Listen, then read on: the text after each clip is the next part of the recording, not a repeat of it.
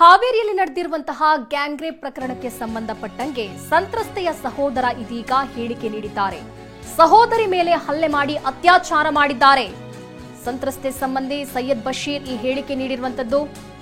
2 ಸ್ಥಳದಲ್ಲಿ ಸಾಮೂಹಿಕವಾಗಿ ರೇಪ್ ಮಾಡಿದ್ದಾರೆ.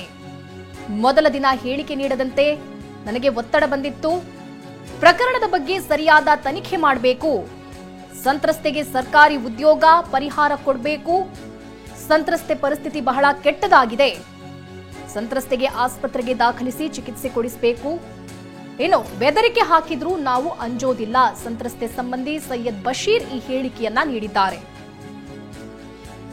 ಈ ಹಿಂದೆ ಗ್ಯಾಂಗ್ ರೇಪ್ ಆದಂತಹ ಸಂದರ್ಭದಲ್ಲಿ ಎಲ್ಲೂ ಈ ಬಗ್ಗೆ ಮಾತನಾಡದಂತೆ ಬೆದರಿಕೆ ಹಾಕಲಾಗಿತ್ತು. ಹಾಗಾಗಿ ಎಲ್ಲೂ ಕೂಡ ನಾವು ಈ ಬಗ್ಗೆ ಮಾತನಾಡಿರಲಿಲ್ಲ. ಆದರೆ ಇದೀಗ ನಾವು ಯಾರಿಗೂ ಹೆದರೋದಿಲ್ಲ. ಈ ಬಗ್ಗೆ ಸರಿಯಾದ ತನಿಖೆ ನಡೀಬೇಕು ಅಂತ ಸಂತ್ರಸ್ತೆಯ ಸಂಬಂಧಿ ಆಗ್ರಹ ಮಾಡ್ತಿದ್ದಾರೆ. ಅಷ್ಟೇ ಅಲ್ಲ, ಸಂತ್ರಸ್ತೆ ಸಾಕಷ್ಟು ನೊಂದಿದ್ದಾಳೆ. ಆಕೆಗೆ ಸರ್ಕಾರಿ ಕೆಲಸ ಕೊಡಿಸಬೇಕು, ಸರಿಯಾದ ಚಿಕಿತ್ಸೆ ಕೊಡಿಸಬೇಕು ಹೀಗಂತ ಆಗ್ರಹ ಮಾಡಿದ್ದಾರೆ. ಯುವಕರ ಗುಂಪು ಲಾಡ್ಜಿನಲ್ಲಿ ಹಲ್ಲೆ ನಡೆಸಿ ದಯವಾಗಿ ಇಸೆ ಮಾಡಿ ಸಾರ್ವಜನಿಕವಾಗಿ ಅವಮಾನ ಮಾಡಿದ್ದಾರೆ.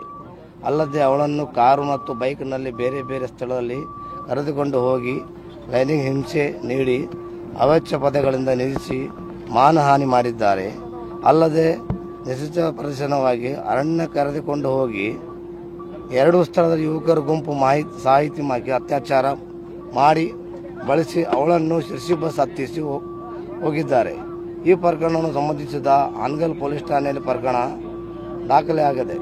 ಮೊದಲ ದಿನ ಪೊಲೀಸ್ ಠಾಣೆಯಲ್ಲಿ ಅತ್ಯಾಚಾರ ಬಗ್ಗೆ ಹೇಳಿಕೆ ನೀಡುವಂತೆ ಬೇರೆ ಬೇರೆ ಮೂಲಗಳಿಂದ ಒತ್ತಡ ಬಂದು ಹಿನ್ನೆಲೆ ನ್ಯಾಯಾಧೀಶ ಮುಂದೆ 164 ಹೇಳಿಕೆಯಲ್ಲಿ ಸಾಮೂಹಿಕ ಅತ್ಯಾಚಾರ ಹೇಳಿಕೆ ನೀಡಿದ್ದಾರೆ.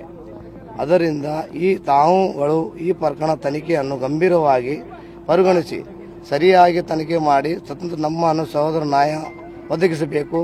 ಜೊತೆ ಸಹೋದರಿ ಸರ್ಕಾರಿ ಉದ್ಯೋಗ ಹಾಗೂ ಪರಿಹಾರವನ್ನು ನೀಡಬೇಕೆಂದು ಮನವಿ ಮಾಡುತ್ತೇವೆ.